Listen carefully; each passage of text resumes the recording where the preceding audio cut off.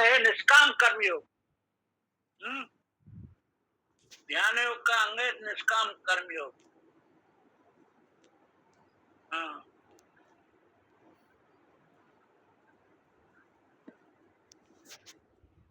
सकाम कर्मी को कभी ध्यान नहीं लगेगा, सकाम कर्मी को कभी ध्यान नहीं लगेगा, निष्काम कर्मी को ध्यान लगेगा। देखो सकाम कर्म के अंदर हाँ विक्षेप आवरण रहता है, और जब तक विक्षेप आवरण है तब तक ध्यान कहां से लगेगा। तो योगी उज्जीत शरीर मन इंद्रियों को संयमित रखता है, उज्जीत सततम निरंतर अपने अपने आप को सततम स्थिर, कैसे स्थिर, हाँ स्थिर, आसन उसका स्थिर कब होगा। हाँ? आसन स्थिर कब होगा, जब एकाग्रता होगी, जब तो स्थिर होगा ना। एकाग्रता के बिना स्थिर कैसे हो सकता है, जब तक मन चंचल है तब तक स्थिर कैसे हो सकता है। तो यहाँ बोला गया है रह से स्थिर स्थिर संयमित किया हुआ योगी एकांत स्थान में अकेला रहता है, एकाकी। एकाकी माने यहाँ कोई दूसरा नहीं है, एकांत स्थान। तो एकांत जिसको प्यारा लगने लगा है वही परमात्मा का ध्यान कर सकता है। एकांत जिसको प्यारा लगने लगा है, इसका मतलब संसार सुख का ध्यान हट गया है, वैराग्य हो गया उसको। जब तक वैराग्य नहीं होगा एकांत का सेवन कर ही नहीं सकता है। हाँ, वैराग्य हो गया उसको। तो मन इंद्रिय एकाग्रता जब आएगी जब मन इंद्रिय उसकी संयमित होंगी, बहिर्मुखी नहीं, वो अंतर्मुखी हो गया है। अंतर्मुखी, अंतर्मुख होकर त्याग और चंचलता अपने चित्त की, यदि कर न सके तुम ऐसा तो जीवन व्यर्थ कमाया, सोचो किसने क्या पाया, मानव क्यों जग में आया। इन भोग सुखों के पीछे होकर तन मन के रोगी, इतने ही पुण्य मिटाकर मर गए करोड़ों भोगी। उनकी दुर्गत को लगकर सन्मत ने तक्षण गाया, सोचो किसने क्या पाया, मानव क्यों जग में आया। तो ऐसा मानव ऐसा विचार करता है मैं संसार में किस लिए आया हूँ, ऐसा जब विचार उसके अंदर हो जाता, पैदा हो जाता है, इसका मतलब उसके अंदर वैराग्य आ गया, विवेक के साथ उनको वैराग्य आ गया। और जिसका वैराग्य जिसके अंदर आ जाएगा उसकी वासनाएं क्षीण हो जाएंगी, और वासनाएं क्षीण हो जाएगी तो परमात्मा के ध्यान में उसका मन लगने एकाग्र होने लग जाएगा, और एकाग्र होने लग जाएगा तो उसको आनंद, परमात्मा के आनंद का स्वरूप, आनंद का रस, हृदय में रस आने लग जाएगा, रस की अनुभूति होने लग जाएगी।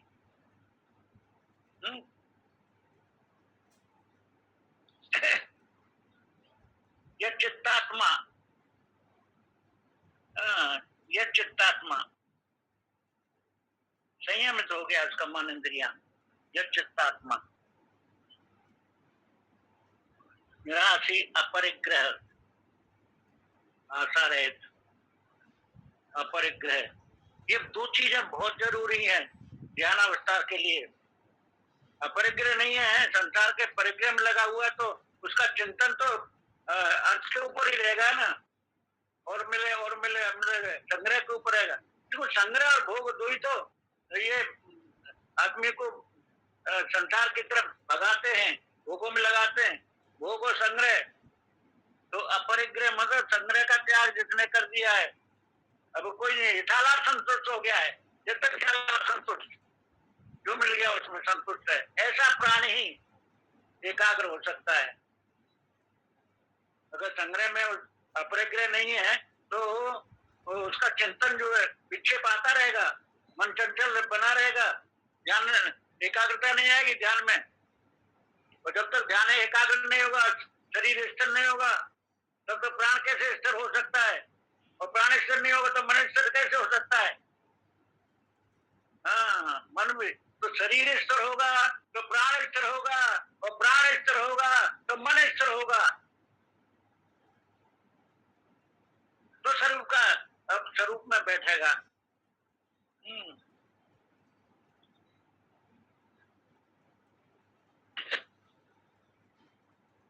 कहते हैं सर्वभूता नाम, जिस परमात्मा से संसार पैदा हुआ है, जैसे संपूर्ण संसार संचालित हो रहा है, वही आधार है सबका, वही उत्पादक है, वही प्रकाशक है संपूर्ण सृष्टि का। हाँ,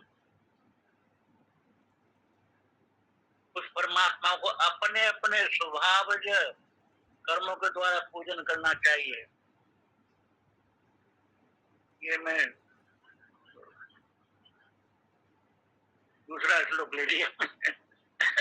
तो योगी उचित, हाँ, परमात्मा क्या बोलते हैं? हुँ?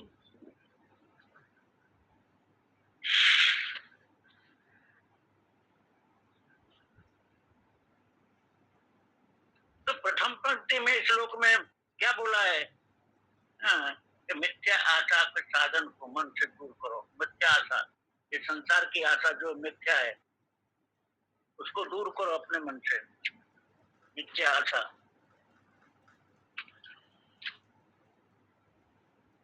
योगी को निरंतर मन को आत्मा में स्थिर करने का प्रयत्न करना चाहिए। अपने स्वरूप में स्थिर करने का, स्वरूप में स्थिर करने का मतलब एकाग्रता बढ़ाने का प्रयत्न करना चाहिए योगी को। वो एकाग्रता वही बढ़ा सकता है जिसका विक्षेप शांत हो गया है। जब तक विक्षेप में विषय विषय शक्ति शांत नहीं हुई, विषय वासनाओं से मन जब तक नहीं हटा है, तब तक विक्षेप बना रहेगा। तो ये ध्यान के द्वारा ही मनुष्य अपने दोषों से मुक्त हो सकता है महाराज, और पूर्णतक को प्राप्त कर सकता है। तो यहाँ ध्यान की विधि की विस्तार पूर्वक जानकारी दी गई है महाराज। ध्यान का अभ्यास जो है हमेशा एकांत में किया जा सकता है। हाँ, एकांत। एकांत का मतलब क्या है? एकांत का मतलब पहाड़ ही नहीं, समुद्र किनारा जंगल ही नहीं एकांत। एकांत केवल जंगल गुफा ही नहीं है। एकांत का मतलब जो बाह्य विषयों से मन को विमुख कर लिया जिसने, बाहरी विषय मन को ऊपर प्रभावित नहीं कर रहे हैं, उसका नाम है एकांत। हम घर में रह रहे हैं, एक सवारी जा रही थी, राजा की सवारी बाजे गाजे से, एक तीर बना रहा था। किसी ने पूछा आकर के, भैया वो तीर बनाने वाले से बोलो राजा की सवारी कहाँ के किधर निकल गई या सड़क पे होके गई है? कि मुझे मालूम नहीं है। अरे भैया गाजे बाजे के साथ में राजा की सवारी जा रही थी और तुम्हारे सामने से निकली हो, तुम बोल रहे हो कि मुझे मालूम नहीं है। बोले कि मेरा ध्यान पूर्ण रूप से तीर बनाने में था। तो राजा की सवारी बाजे बज रहे हैं, लेकिन उसका ध्यान कहाँ पे है? कितनी तीव्र एकाग्रता उसकी तीर बनाने में। तुम्हारा इस प्रकार से हमारा ध्यान एकाग्र हो जाए कि कितना भी कोलाहल हो रहा है संसार का, कितना भी भोगों से संग्रह का संसार में चल रहा है, लेकिन उसका ध्यान वहां से बिल्कुल हट गया है, अपने स्वरूप में बैठ गया। ये एकाग्रता। हाँ, वो बिल्कुल भी मुकुट में से उसका मन बिल्कुल विमुख हो गया है। वो अपने घर में एक शांत होकर एक समय एकांत आसन में बैठकर ज्ञान का अभ्यास किया करता है।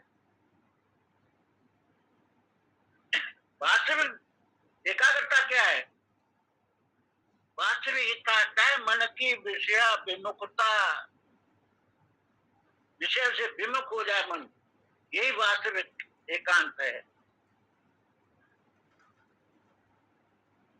ये मन जो है इच्छाओं से परिपूर्ण होता है, हाँ, तो जब तक इच्छा है महाराज तब तक जंगल में जाओ, कहीं भी जाओ, गुफा में बैठो, वो तो विषयों का चिंतन होता ही रहेगा, वो एकांतवास नहीं है।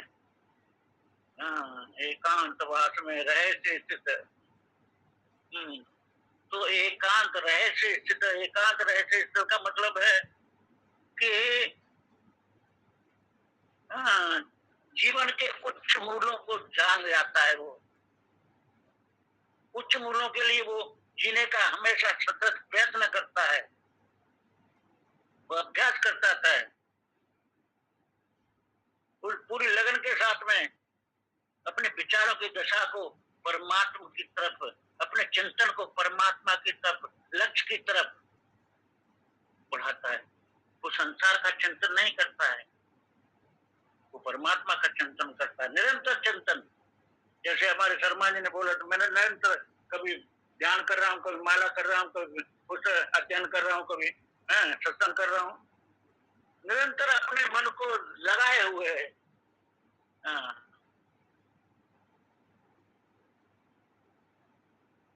तुम्हारा ध्यानावस्था की सफलता जो है ना, वो साधक के आत्म संयम के ऊपर निर्भर रहती है।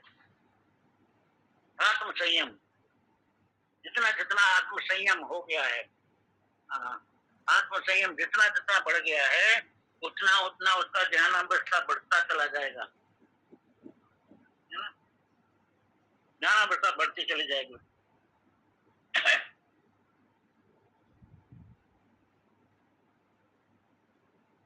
और वस्तुओं की प्राप्ति जो आशा है, वस्तुओं का जो संग्रह है, परिग्रह, तो प्रवृत्ति स्वयं में उससे मुक्ति मिल जाएगी, उसको क्षीण होता चला जाएगा। जैसे जैसे मन एकाग्र होता जाएगा, संसार की तरफ से उसका मन हटता चला जाएगा। वासनाओं से वासना क्षीण होती चली जाएंगी, तो वासना जब क्षीण होती चली जाएगी तो संग्रह का भी त्याग होता चला जाएगा उसका। जो प्रवृत्ति है संग्रह की, वो स्वयं ही मुक्त हो जाएगा उससे। और तभी तो ये साधक को मरा निराशी, निराशी मीन्स झूठी आशाओं से रहित होना चाहिए और अपाग्रही होना चाहिए। इन गुणों से युक्त होगा ना, तभी वो साधक जो है ध्यान का अभ्यास कर सकता है। और ध्यान का जो इनसे मुक्त हो गया ना, वो अपने पूर्णता की तरफ, जीवन में सर्वोच्च लक्ष्य को प्राप्त कर सकता है, सही दिशा में उसका। तो यहाँ समय क्या हो गया हमारा, थोड़ा सा है। तो अब हम अपने विषय के ऊपर चलेंगे। हमारा चल रहा था, कहाँ चल रहे थे हम, सांख्योग, सांख्योग में चल रहे थे। 17वां श्लोक है, अविनाशी तो तद्विदेन सर्वमिदं ततम् विनाश अप्यस्यास न कच्चित् कर्तुम् अर्हसि। उसे अविनाशी जानो जिससे यह संपूर्ण व्याप्त है। उस अव्यय का विनाश कोई करने में समर्थ नहीं है। अविनाशी तो तद्विद्धि, उसे अविनाशी जानो जिससे यह संपूर्ण जगत व्याप्त है। उस परमात्मा, उस अविनाशी से ये संपूर्ण जगत व्याप्त है और उसको अव्यय भी है। अव्यय का कोई विनाश करने में समर्थ नहीं है। तो परमात्मा को यहाँ अविनाशी रूप से व्याख्या की गई है परमात्मा के।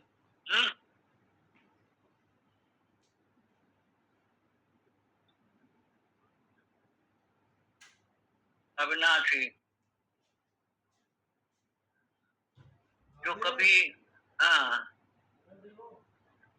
वृत्ति का विषय होता है वो नहीं, यानी जागत में स्वप्न के विषय नहीं, स्वप्न में जागत के विषय नहीं, सुषुप्ति में स्वप्न के विषय नहीं, न जागत, बहुत से जागत के विषय जागत में ही नहीं नहीं का विषय बन जाते हैं। जैसे पैसा कविता कभी नहीं है, बुढ़ापे में बचपन या जवानी नहीं है, समाधि में संसार और सुषुप्ति नहीं रहती है, जागत में समाधि नहीं रहती।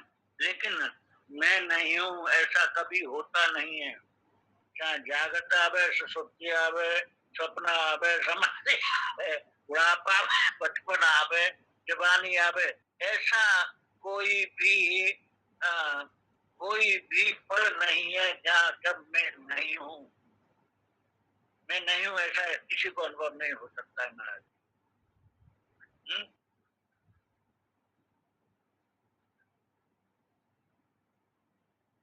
तो महाराज आत्मा के अतिरिक्त दूसरी कोई वस्तु सत्य नहीं है। अविनाशी तू तद विद्धि। जिस सत्य का अब कभी अभाव अनुभव में नहीं आता है, जिस सत्य का कभी अभाव अनुभव में नहीं आता है, वो अविनाशी। तो ये सत्य का ही लक्षण है, अविनाश तो ये सत्य का ही एक लक्षण है। अब देखो, वाणी का सत्य किसको कहते हैं? वाणी का भी सत्य होता है ना। जैसा देखा, अच्छा सुना, अनुभव किया, ठीक वैसे कह दिया, वो वाणी का सत्य है। लेकिन सत्य तो ये है, लेकिन वो विवेक रहे तो सत्य है, जिससे बोलने वाले और सुनने वाले की भलाई होती हो, ऐसी बात कहना सत्य है। जैसे बोलने वाले सुनने वाले के ऐसा होता हो, वो वचन कभी सत्य हो नहीं सकता है ना। तो सत्य कहना ही सच नहीं होता कभी। सच न कहना भी झूठ नहीं होता है। सत्य क्या है? जिससे प्राणियों का अत्यंत हित हो, ऐसी बात बोलना सत्य है। हाँ, अनद्वैत कर्म वाक्यम सत्यम च प्रियम हितम बोला है ना गीताजी में। अनद्वैत कर्म वाक्यम सत्यम च प्रिय हितम। छुटू बोलो, सत्य बोलो, मित बोलो, जिसे प्राणियों का अत्यंत हित हो। तो अविनाशी, अविनाशी शब्द क्या है? अविनाशी का मतलब है काल से अपरिच्छिन्न, काल की सत्ता से परे, देश की सत्ता से परे, वस्तु की सत्ता से परे, काल से अपरिच्छिन्न, देश से अपरिच्छिन्न, वस्तु से अपरिच्छिन्न। आत्मा कैसा है? सदा अप्रोक्ष है। वो अप्रोक्ष इसलिए वो प्रिय है, वो ज्ञान स्वरूप भी है। परमात्मा कैसा है? ज्ञान स्वरूप है, अपरोक्ष है और सदा प्रिय है। संसार की वस्तुएं कभी प्रत्यक्ष भी होती हैं, कभी परोक्ष होती हैं, कभी अप्रोक्ष होती हैं, किंतु आत्मा सदा अप्रोक्ष रहता है महाराज जी। ये है विशेषता। संसार की वस्तु तो प्रत्यक्ष है, परोक्ष है, अपरोक्ष भी है, लेकिन परमात्मा हमेशा अपरोक्ष रहता है, नित्य स्वरूप है, सत्स्वरूप है। और जो नित्य सत्स्वरूप है वो नित्य चित स्वरूप भी है। क्योंकि सत चित्त से अलग नहीं होता है। सत चित्त आनंद, ये तीनों को एक दूसरे से अलग नहीं किया जा सकता। जो सत्य रूप है वो चित्त स्वरूप है, जो चित्त स्वरूप है वो सत्य रूप है, जो सत्य चित्त स्वरूप है वो आनंद स्वरूप है। इसलिए ना भावो विद्यते सत, सत का कभी अभाव नहीं होता है, अविनाशी है, काल पर चिन्ह नहीं है, अविनाशी है वो। वो प्रध्वंसा भाव उसमें नहीं होता है। वस्तु का घड़ा है, घड़ा बनने से पहले राग भाग था, फिर उसका प्रध्वंसा फूट गया तो प्रध्वंसा भाव हो गया।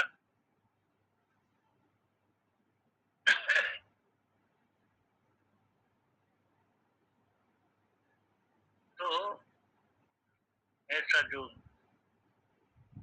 देखिए, वस्तु परिच्छेद तीन प्रकार का होता है। वस्तु परिच्छेद जो होता है वो तीन प्रकार का होता है। सजातीय,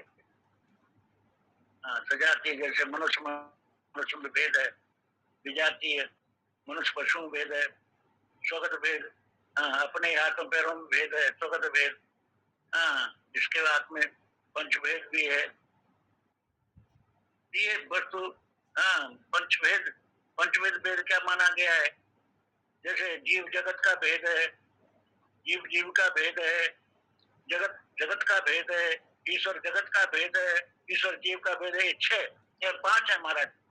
ये 5 भेद बताए गए हैं। पहला भेद है जीव जगत का भेद, दूसरा भेद है जीव जीव का भेद, तीसरा भेद है जगत जगत का भेद, चौथा भेद है ईश्वर जगत का भेद और पांचवा ईश्वर जीव का भेद। तो ये जो भेद है जहाँ वो अविनाशी नहीं हो सकता, जहाँ भेद है। तो परमात्मा तो अभेदम दर्शनम ज्ञानम अभेद है, उसमें कोई भेद है ही नहीं। तो जहां तक भेद है वो तो विनाशी है। अविनाशी तद्वृत्ति,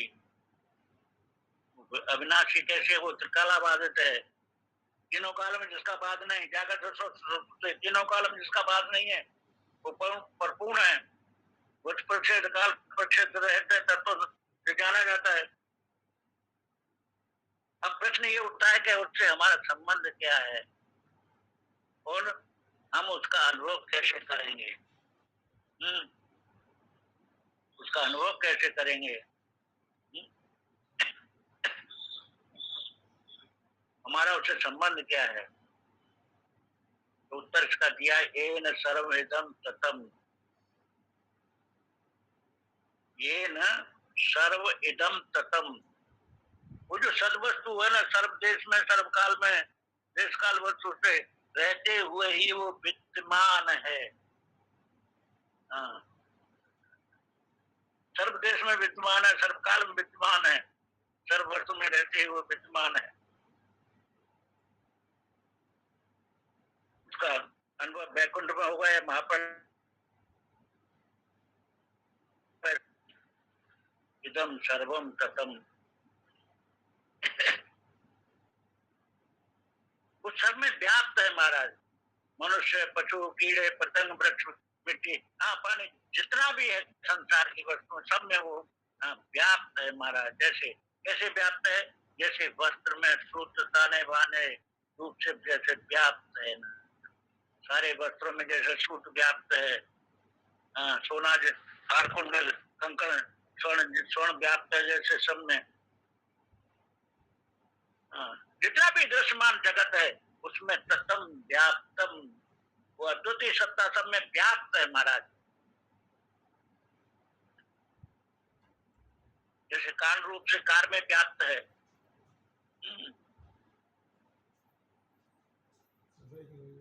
वही सर्वत्र व्याप्त है।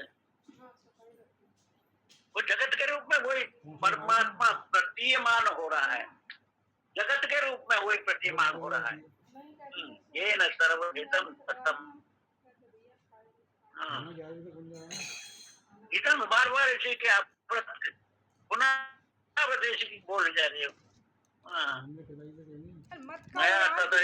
सर्वम प्रचार करो कि मैं करवा रहा हूँ, लोग बात बनाएंगे कुछ नहीं करेंगे। गोया ततम विश्व अनंत रूप। ये उत्तम पुरुष, मध्यम पुरुष और प्रथम पुरुष के रूप में इसकी व्याख्या की गई है महाराज। इसके ऊपर मैं ज्यादा चर्चा नहीं करूंगा, बहुत लंबा प्रसंग हो जाएगा। तात्पर्य है कि स्थूल सूर्य कारण तथा तत्व की सभी दृष्टियों से वह विश्व केवल परमात्मा ही है। ये मैं तुम यह सब रूप में वही सब वस्तु व्याप्त है। मैं वेदम सर्वम स्वहे वेदम सर्वम हम वेदम सर्वम ब्रह्म वेदम सर्वम।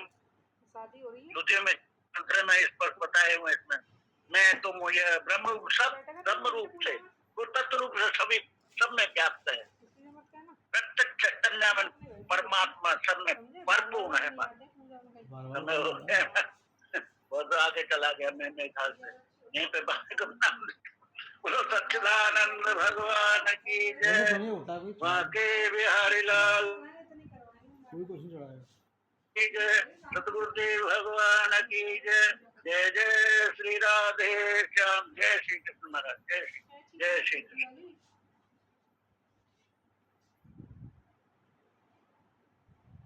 जय श्री कृष्ण। आइए शर्मा जी।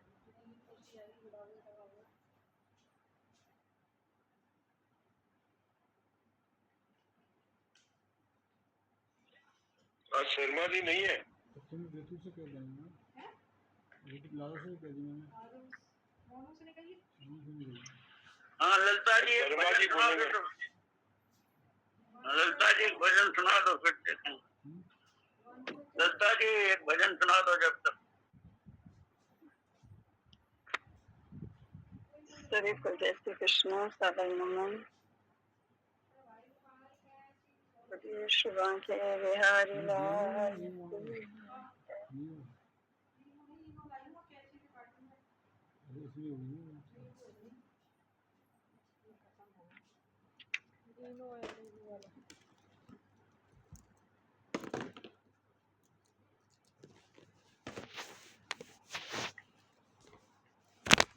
मैंने देख लिया संसार,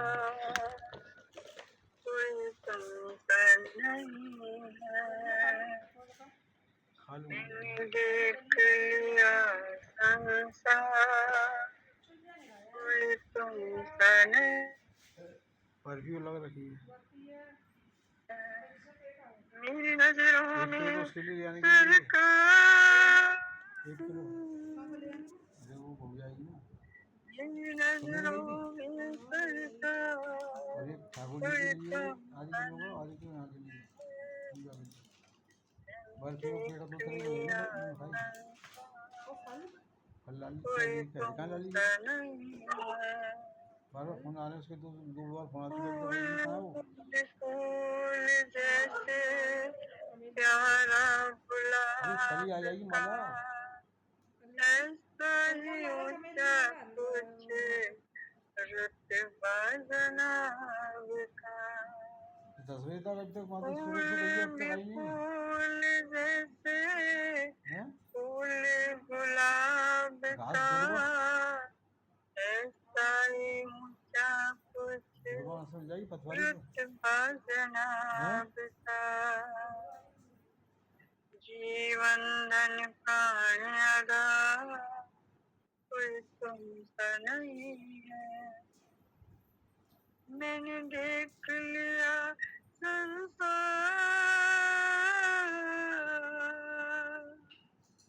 मैंने देख लिया संसार, कोई पूरी परिवार से पूजा होती है। कार्तिक जी की, गणेश जी की, पार्वती जी की, कोई तुमसा नहीं है। अद्भुत कहानी है, किस्सा विचित्र है। धनवान हो या निर्धन, मित्र तो मित्र है। अद्भुत कहानी है, किस्सा विचित्र है। धनवान हो या निर्धन, मित्र तो मित्र है। रखता जो ऐसे विचार, कोई तुमसा नहीं है। रखता जो ऐसे विचार, कोई तुमसा नहीं है। मैंने देख लिया संसार, सब तुम्हारी माया है। मैंने देख लिया संसार, कोई तुमसा नहीं। जब से जुड़ा है मन गोविंद के नाम से, चर्चा में आ ही गए गुण नाम से। जब से जुड़ा है मन गोविंद के नाम से, चर्चा में आ ही गए गुण नाम से। फिर क्यों न करूं स्वीकार, कोई तुमसा नहीं। फिर क्यों न करूं स्वीकार, कोई तुमसा नहीं है। मेरी नजरों में सरकार,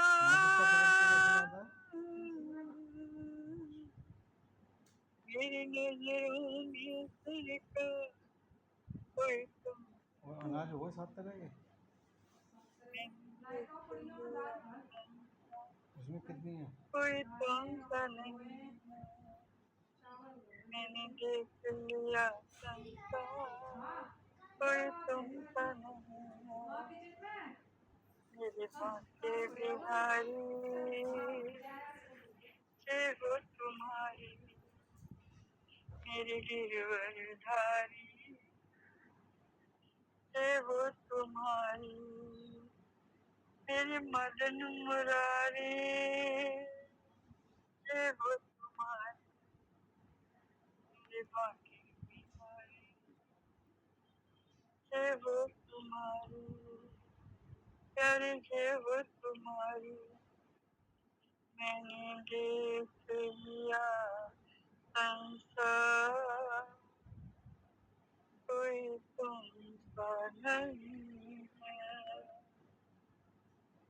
मेरी नजरों में सरकार मेरी नजरों में सरकार कोई तुमसा नहीं कोई तुमसा नहीं हाँ ठीक है। शिवा के बिहारी लाल की जय जय जय राधे जय श्री कृष्ण। बहुत सुंदर। आभा दीदी गला ठीक हो गया तो एक लाइन सुनाइए। अभी नहीं ठीक हुआ चलिए फिर निर्मला दीदी कुछ सुनाओगे? वर्मा जी तो खोल ही नहीं रहा माइक। अरे वर्मा जी, वर्मा जी, हरिओम, जय श्री कृष्ण, राधे राधे, ओम नमः शिवाय। अरे आप पूर्ण मजा कर दो, बीजी हो तो वही सुन लेंगे। एक भजन सुना दो, एक भजन सुना दो, फिर पूर्ण मजा कर दो। सुनाएंगे सोमवार को, बोल रखे हैं। सोमवार को तो कल पूजा है, रुद्राभिषेक कर रहे हैं, तो अभी समय, अभी चलो अभी 2 मिनट सुना देते हैं। कृष्णाय वासुदेवाय हरये परमात्मने प्लतक्लेशनाशाय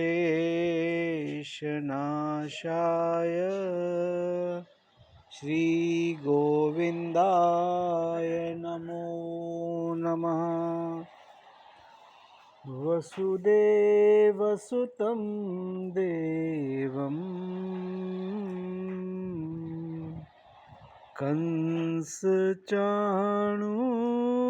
कंसचाणूरमर्दनं देवकी परमानन्दं श्रीकृष्णं वन्दे जगद्गुरुं। नारायण नारायण नारायण। ठाकुर हमरे रमण बिहारी, हम हैं रमण बिहारी के। ठाकुर हमरे अवध बिहारी, हम हैं अवध बिहारी के। ठाकुर हमरे श्री बांके बिहारी, हम हैं श्री बांके बिहारी के।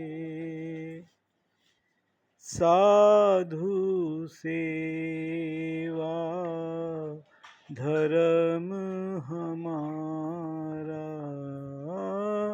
साधु सेवा धर्म हमारा, काम न दुनियादारी से,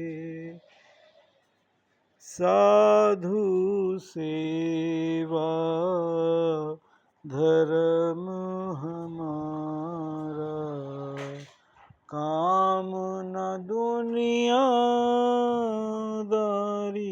से।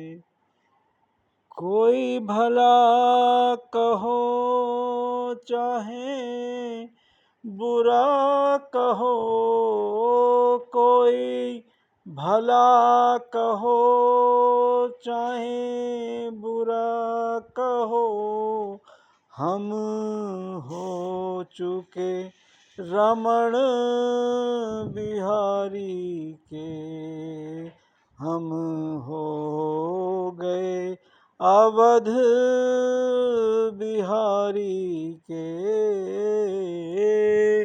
जय राधे जय रमण बिहारी, जय राधे जय रमण बिहारी, जय यदुनंदन जय हरधारी, चरण शरण हम शरण तुम्हारी, चरण शरण हम शरण तुम्हारी। जय जय जय प्रभो गिरवरधारी,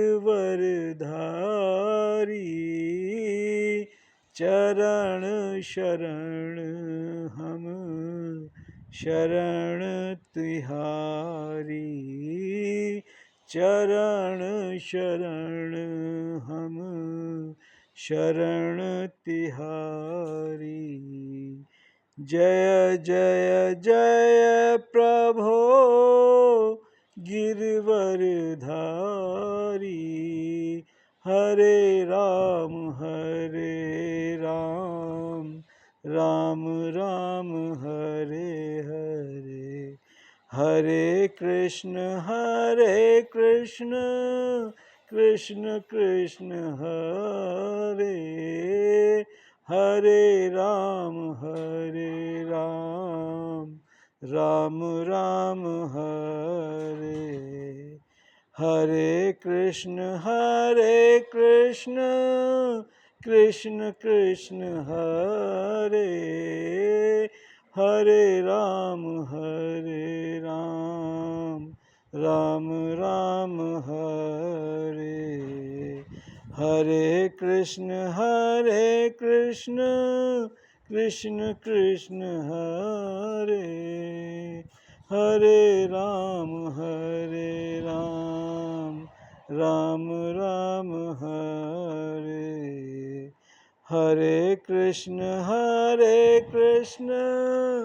कृष्ण कृष्ण हरे, हम हो गए रमण बिहारी के। जय राधे जय रमण बिहारी, जय यदुनंदन जय हलधारी,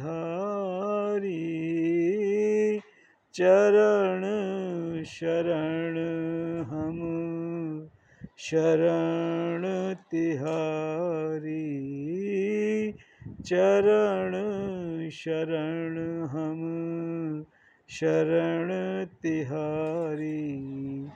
जय जय जय प्रभो गिरवरधारी श्री रमण बिहारी लाल की जय। श्री राधा रानी की जय। श्री सद्गुरुदेव भगवान की जय। योग निद्रा सत्र की जय। आप सभी के हृदय में उन हृदय बिहारी श्री रमण बिहारी को कोटि कोटि नमन। हरिओम तत्सत, हरिओम तत्सत, हरिओम सत तत्सत। ओम पूर्णमदः पूर्णमिदं पूर्णात् पूर्णमुदच्यते पूर्णस्य पूर्णमादाय पूर्णमेवावशिष्यते। ओम शांति शांति शांति। हरिओम नारायण। श्री कृष्ण अर्पणमस्तु। ओम।